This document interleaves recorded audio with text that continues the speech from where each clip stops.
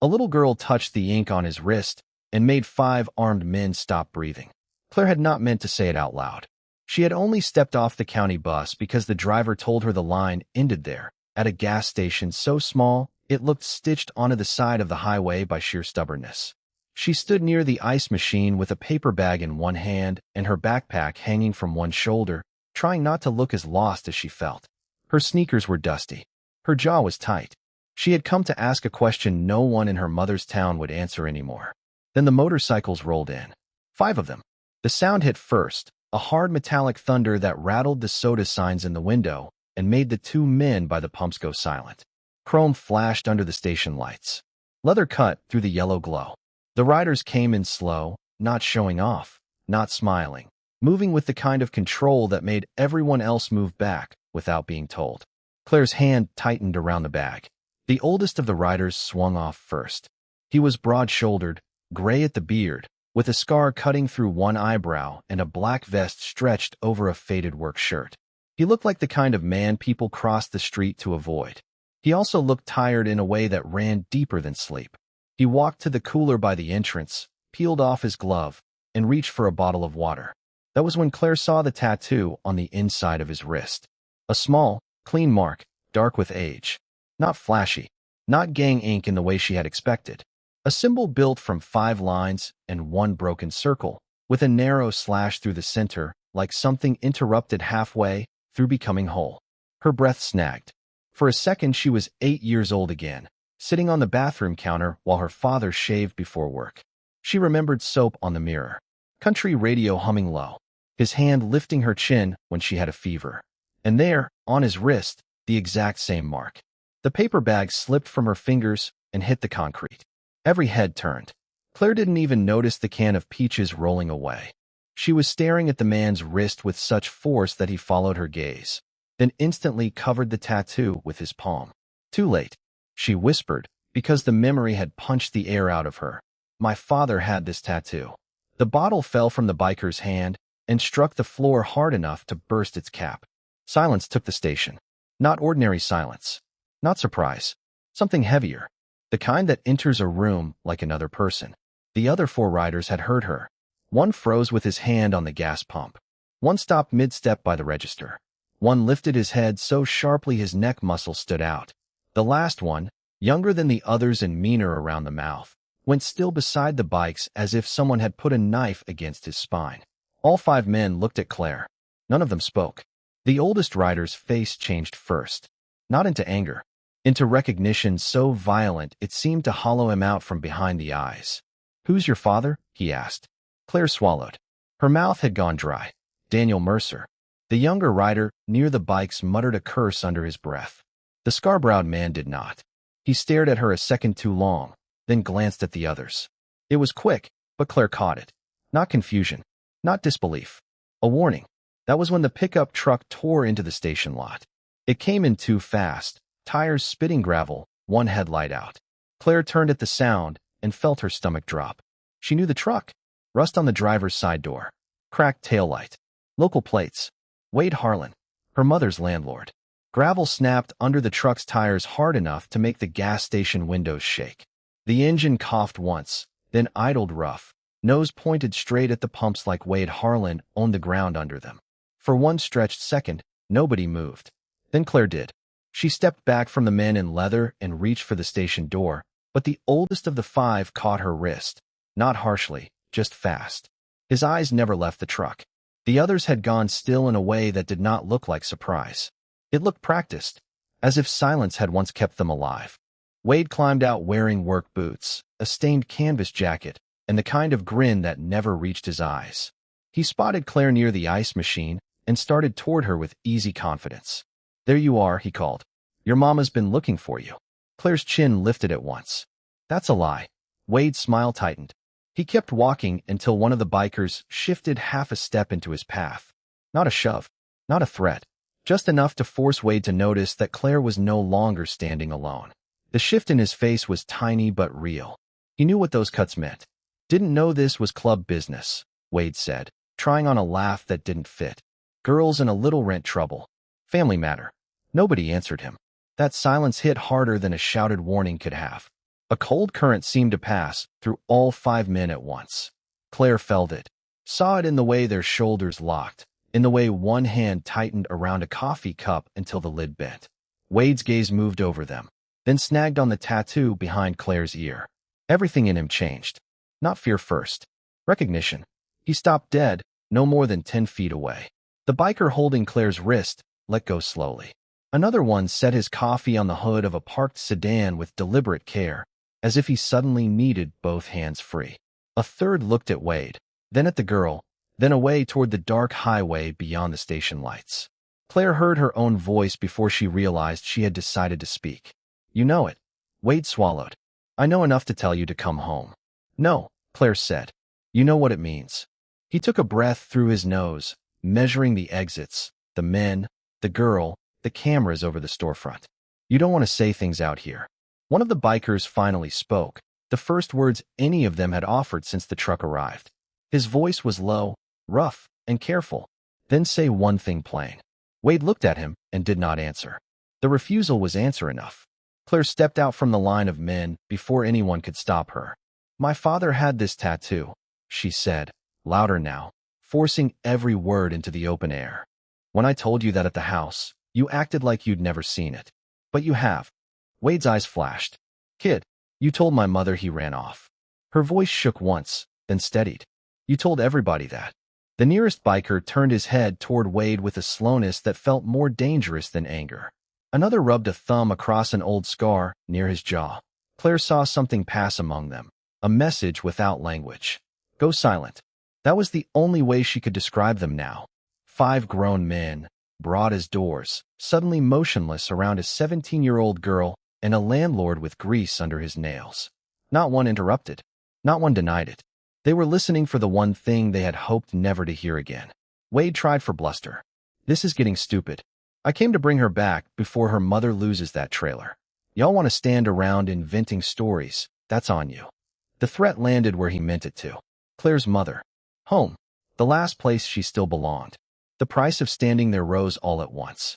This was no longer just fear or curiosity. At pump 3, a moth kept battering itself against the yellow bug light above the ice freezer, soft wings tapping glass while nobody moved beneath it. The truck idled hot and ugly. Gas fumes drifted under the station canopy. Somewhere beyond the road, a dog barked twice and stopped. The quiet around the men had changed shape now. It was no longer the stillness before trouble. It was the stillness around something old enough to have roots. Claire felt it before she understood it. Wade Harlan stood with one hand hooked through his belt, trying to look bigger than the silence pressing in on him. "You hearing yourselves?" he snapped. Kid says a random thing, and all of a sudden everybody's acting like it means something. Nobody answered him. One of the bikers, broad shoulders, gray in his beard, a scar climbing from jaw to ear, kept staring at the faded ink on the wrist of the man Claire had touched.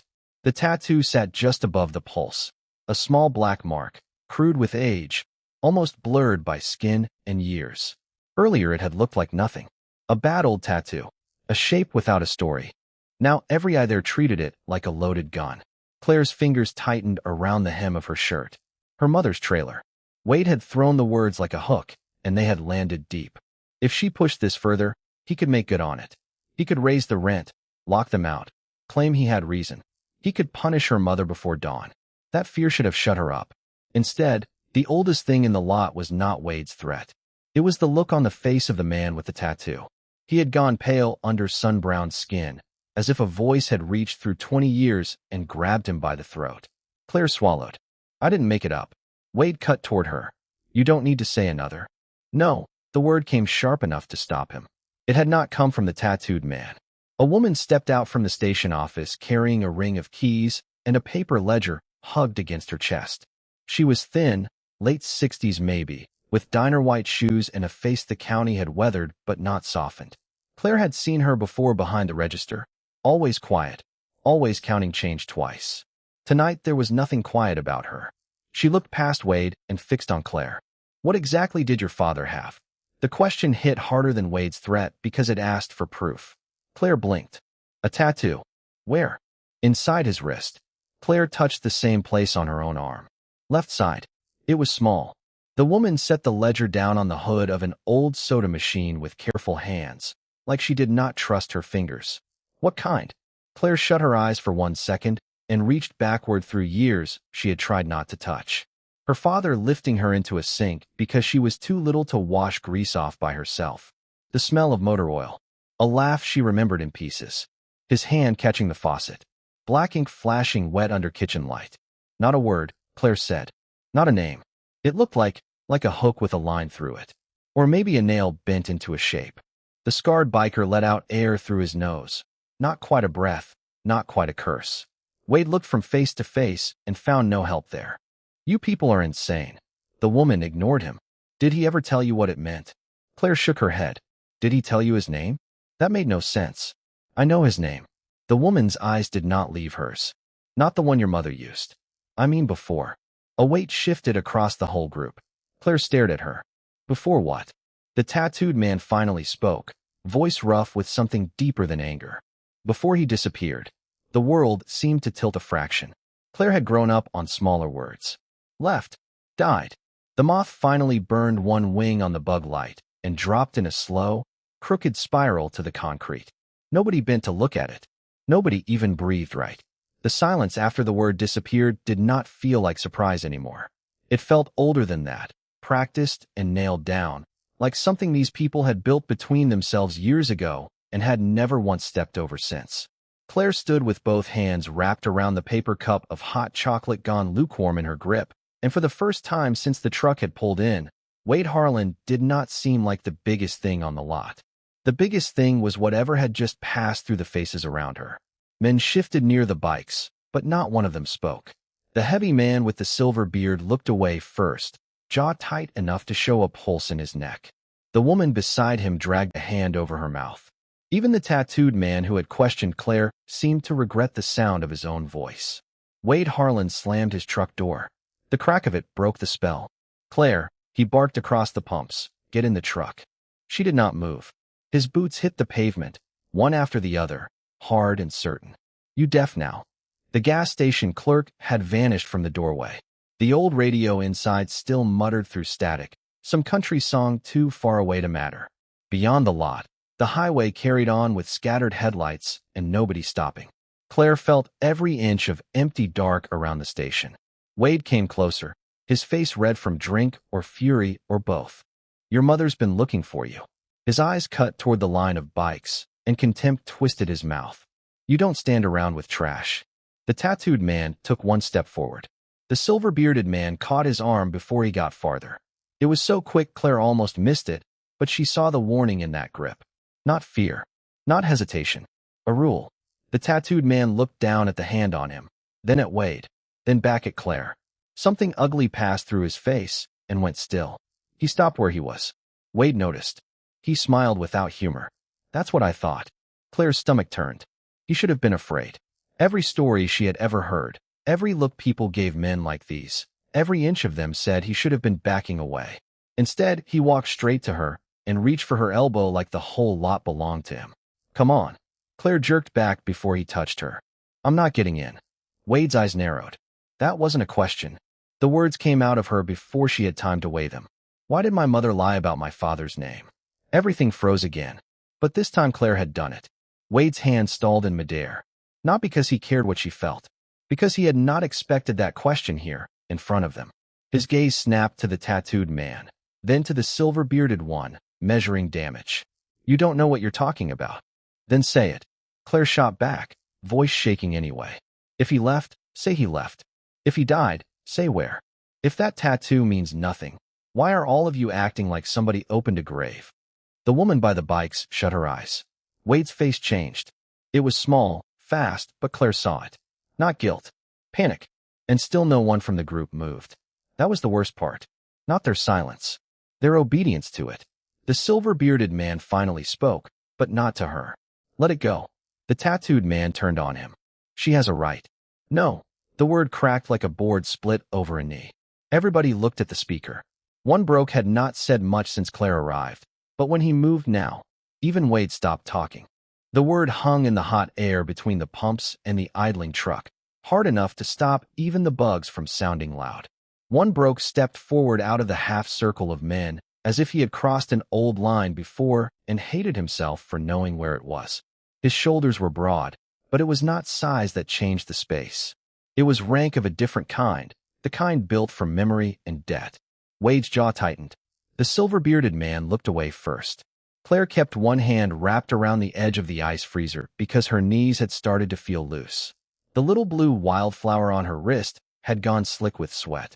The older woman behind the register inside the gas station had stopped pretending to wipe the coffee counter and was watching through the glass. One broke did not look at Claire when he spoke again. "You don't ask at the pumps." Wade gave a short, humorless laugh. "Then tell her to drive." Claire answered before anybody else could. "Not until somebody tells me why you all looked like that." The truck engine rattled low. A dog barked somewhere behind the building and then went quiet. One broke finally turned toward her, and for the first time she saw that his expression was not anger. It was exhaustion dragged over something raw. "Kill the engine," he said. It took her a second to realize he meant her truck, not Wade's. The order was plain, almost gentle, and somehow that frightened her more. She reached through the open window, twisted the key, and the engine died. At once the whole lot changed. Without the motor noise, every little sound sharpened. The buzzing bug light, a highway hiss in the distance, a metal sign knocking once in the wind. One broke nodded toward her wrist. "Show me." Wade moved. "Don't." That was the first time Wade had sounded afraid of One broke. Claire lifted her arm anyway. This time she did not hold the tattoo out like proof. She held it like a dare. One broke took one step closer, stopping just outside touching distance, as if contact itself would break some remaining rule. The ink was small, faded at the edges from years and sun, a black mark with a line through it, a shape simple enough to miss if you did not know what you were seeing. One broke stared, then looked past her to the truck. "What's in the cab?" he asked. The question knocked her off balance. "A toolbox. A blanket. My purse." "Anything from him?" She swallowed. "A tin box." Nobody spoke after that. Even Wade did not interrupt. Claire saw it land on them, the same way the first glimpse of the tattoo had landed, only heavier this time. She understood then that the mark on her wrist was not the only thing they recognized. One broke's voice dropped. "Bring it." Every instinct told her no. These were still strangers. Large men with old scars and quicker silences than explanations. But the thing she had come for was already in the open now, whether she liked it or not. If she got back in the truck and drove away, she would carry the same question another 10 years and never stop hearing her father say, when he was half asleep from painkillers and whiskey, "Don't trust the mark unless they go still." She opened the driver's door and reached beneath the bench seat. The tin box scraped forward with a dry metal sound. It was old cigar tin size, dented on one corner, wrapped once in a flannel shirt. Her father had kept it in the closet through 3 apartments and 1 trailer, always tucked behind winter boots no matter the season. When she turned back, no one had changed position except men, who had drifted near the mouth of the lot and now stood watch toward the road. That detail chilled her more than the rest. Claire carried the box to the hood of her truck and set it down. One broke did not touch it. "Open it yourself." Heat shimmered above the truck hood, turning the gas station lights into trembling halos. The cardboard box sat between the windshield and the wipers, its corners softened by years, its top sealed with yellowed tape that had gone brittle long ago. Claire slid a fingernail under one loose edge and peeled it back. The sound was small, but every man around her heard it.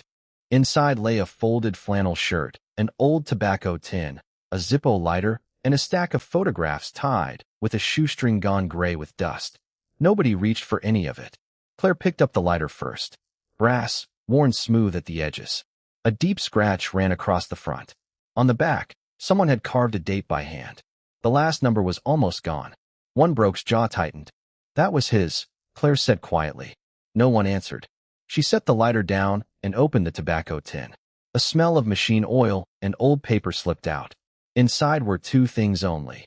A motel key tag from a place called Lantern Pike Lodge, and a clipped square of newspaper folded into fourths. Claire unfolded it carefully. The paper was so old it threatened to split at the creases.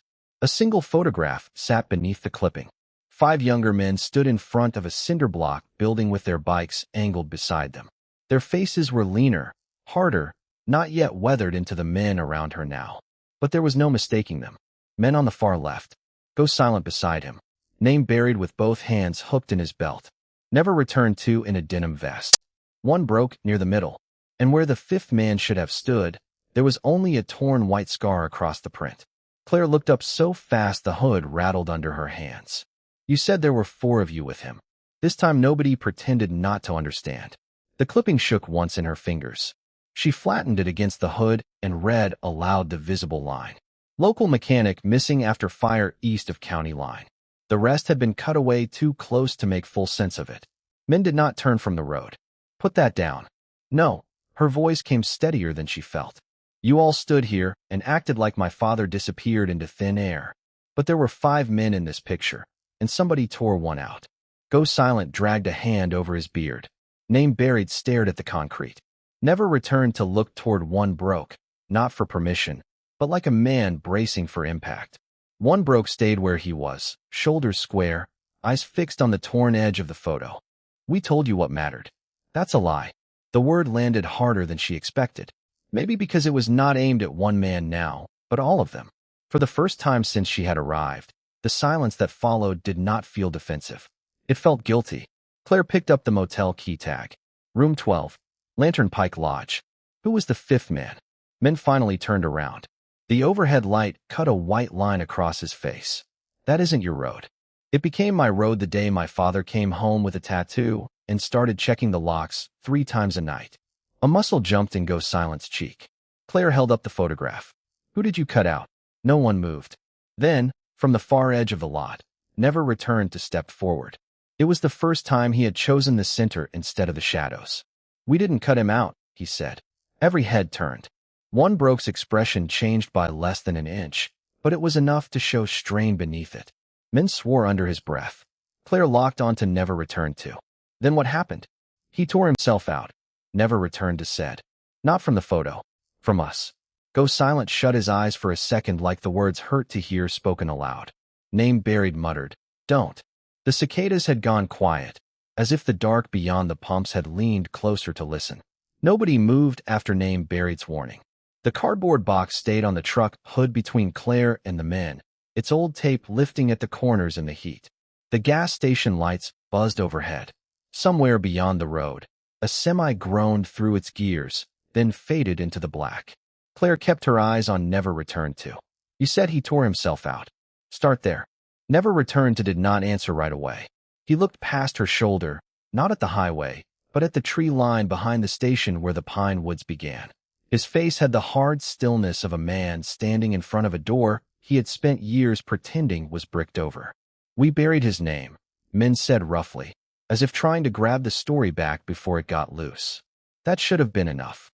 It wasn't enough for him, Never returned to said. That pulled every eye back to him. One broke stayed where he was, shoulders tight, but he did not interrupt this time. Go Silent's jaw worked once. Name buried looked angry, but under it was something older and worse than anger. Claire folded her arms against the night breeze. Where? Never returned to finally met her gaze. 23 miles north. Off County Road 8. There used to be a campground up there before the county shut it down after the flood. At the back of it, there's an access trail. Half-mile walk if the gate's chained. Quarry beyond that. The word landed hard. Claire looked at the box, then back at him. That's the place. No one denied it. 5 men frozen had not said a word in several minutes. Now he did, and his voice sounded scraped thin. We made a pact not to go back. Claire gave a short, disbelieving breath. And you kept that pact while a little girl grew up with half a story burned into her skin. Men flinched as if she had struck him. One broke, turned his head toward the trees. It wasn't half a story. It was the part we couldn't survive twice. That's not your choice anymore, Claire said. For the first time since she had stepped out of her truck, the men looked less like a wall and more like 5 separate people, each carrying his own version of the same ruin. It was Tattoo really meant who moved the situation forward. He had stayed near the edge of the group all night, speaking only when he had to. Now he reached into the open box and took out the old photograph. He held it under the gas station light. The missing space in the picture looked jagged, hand-torn, violent. 5 young men stood around that wound in time. Behind them, dim in the grainy image, rose a chain-link fence and a warning sign half lost to blur. Tattoo really meant turned the picture over and showed the back.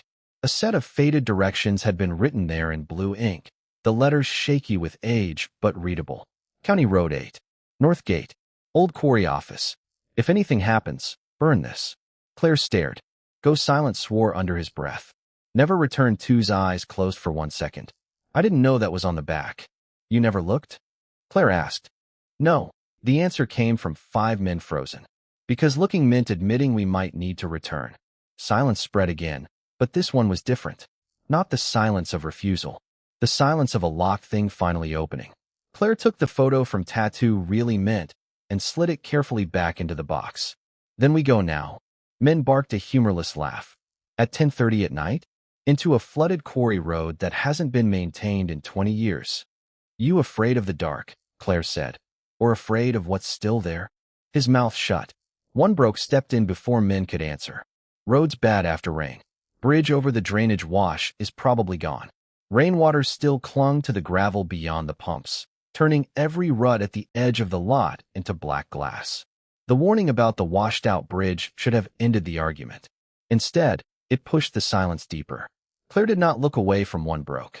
Then we walked the last stretch. A truck door slammed somewhere across the highway. The sharp metal crack made men flinch harder than the others, and that was enough for everyone to notice. He covered it by spitting into the dirt, but too late. Tattoo Really Meant saw it. So did Go Silent. No, men said. We wait till morning. Morning gives people time to move things, Claire said. Or hide them. Tattoo Really Meant added. Name Buried turned on him with a look that should have shut him up. It did not. Something had shifted the second Claire called their bluff at the pumps. Up to now, the 5 of them had controlled every stop, every answer, every mile. Now a woman barely old enough to remember the man in the photo was steering the night by refusing to be scared of it. One broke rubbed a hand over his beard, staring past the station lot toward the county road bleeding into darkness. It's 1.5 miles from the wash if the bridge is gone. Mud, loose rock, maybe water still running. Then bring flashlights, Claire said. Go Silent exhaled through his nose. You don't know what you're asking. That stopped being true back at the diner, Claire said. You know his name. You know that tattoo. And whatever is out there scared all 5 of you more than hearing it did. The words landed clean and ugly. No one argued with the number. 5. Not 4. Not the men around her and some shadow in the past. 5. The station canopy hummed overhead. Moths battered themselves against the fluorescent tubes until the tiny impacts began to sound like knuckles tapping on glass. Men shifted first, eyes darting toward the road, then to the cardboard box on the truck hood, then to the faces around him as if searching for someone else to take this out of his hands. Claire saw it happen before anyone spoke. A decision was being made without words, and men was outside it. Tattoo Really Meant stepped away from the truck and opened one of the saddlebags. He pulled out 2 heavy flashlights, a tire iron wrapped in an old rag, and a folded rain slicker. He handed the slicker to Claire. Men stared at him. What the hell are you doing? Going, Tattoo Really Meant said. No, men's voice cracked on the single syllable. No, we are not doing this. One broke looked at him then, really looked at him, and whatever he saw there tightened his jaw. You said the bridge might be gone. Might be, men snapped. But you knew exactly where the wash was, Claire said quietly, before anyone said which road. That hit harder than a shout. Go Silent opened his eyes. Name Buried cursed under his breath. Tattoo Really Meant stopped with the flashlight halfway turned on. Even the gas station clerk behind the smeared front window seemed frozen in place, head bent over a little TV and unaware of the storm breaking 10 feet outside. Men's face drained under the hard white lights. Claire took 1 step closer. You said you hadn't been back. I haven't. That wasn't my question. Men backed up until his thighs hit the front fender of the truck. You're twisting words. No, one broke said. She isn't. Nobody moved after that. The night seemed to lock around them. Every insect gone still, every engine on the highway too far away to matter. 5 men, all at once, held in the same terrible pause. Frozen not by the road ahead, not by Claire, not even by the old photo in the box. By him. By the understanding blooming across all their faces at the same speed. Men knew the way because men had gone there after all. Men did not deny it. He stood under the jaundiced gas station light with rain drying on his boots and the old cardboard photo box still open on the hood between them, and for a few seconds the only sound was a loose metal sign knocking softly against its chain in the wind. Claire watched him with both hands clenched at her sides. Roadside Encounter had gone pale beneath the brim of his cap. Go Silent looked as if he had forgotten how to breathe. Name Buried stared at men with a kind of exhausted fury, the fury of someone whose worst fear had finally stepped into daylight. One Broke kept his body half-turned toward Claire, as though he could still shield her from whatever came next. Men lowered his eyes to the picture in the box. When he spoke, his voice had none of the steel it had carried all night. It wasn't a gang mark, he said. Not the way people think. He tapped 2 fingers against his own forearm, just above the wrist, where the faded lines in the photo had matched the ink on Claire's father. It meant one thing. If a child was carrying that mark, nobody touched that child. Nobody sold them, moved them, used them, or handed them over. Ever. Claire's face changed first in confusion, then in revulsion. You put tattoos on children? No, Min said sharply, and the word came out so fast it cut the air. Not all of us. Not by choice. That was the point of the rule. Nobody interrupted him now. Years earlier, he said, before half the men standing there had quit running with the people they used to know, there had been a route outside county lines where children disappeared into trucks, basements, fake church homes, backroom adoptions, and places with no records. The men who controlled that route did not care about names. They cared about product, speed, and silence. Then one winter, a little girl had been found in a raid 3 states over with a crude version of that same tattoo burned into her skin with a sewing needle and ink. She had survived only because an older runner recognized the mark and stopped the sale. The mark had started as a warning among a handful of men who still had some piece of themselves left. This one is under protection. This one belongs to no buyer. This one gets moved out alive. Roadside Encounter swore under his breath. Go Silent finally looked up. That's what your father was doing? Claire's eyes did not leave Men. Answer him. Men nodded once. Yes. The word landed harder than any shout. He told her the rest because there was no clean version left to hide inside. Her father had not been one of the traffickers. He had been the courier who turned on them. He had used the routes, the houses, the storage barns, and the back roads they trusted. He moved children out a few at a time, hiding them in empty feed trucks, under tarps, inside church vans borrowed under false names. The tattoo was never supposed to be permanent, but on some of the children, especially the ones moved in a hurry, it stayed. Her father had taken the same mark himself, so if anyone checked, he could say the child with him had already been claimed by dangerous men and was not worth touching. That place, Claire said quietly, the one out past the wash, never returned to shut his eyes. Men answered anyway. It was the last stop before the county line. An old peach packing shed. They used it for transfers. And my father went back there, Claire said. He did more than that, said Name Buried. All heads turned. For the first time that night, Name Buried stepped past Men instead of shrinking behind him. His voice trembled, but he kept going. He went back because there was still one child left. Claire did not move. Name Buried pointed at the old photograph in the box.